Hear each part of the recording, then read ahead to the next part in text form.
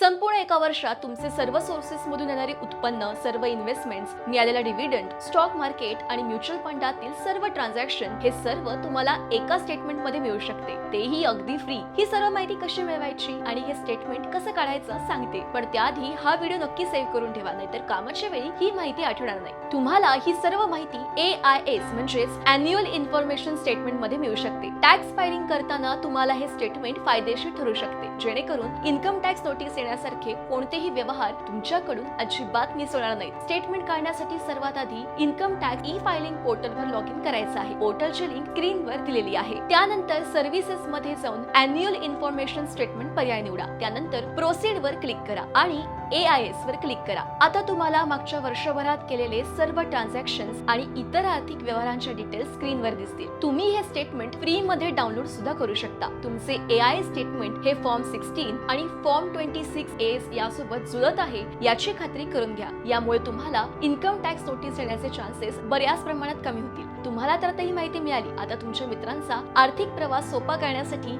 हा व्हिडिओ त्यांनाही शेअर करा।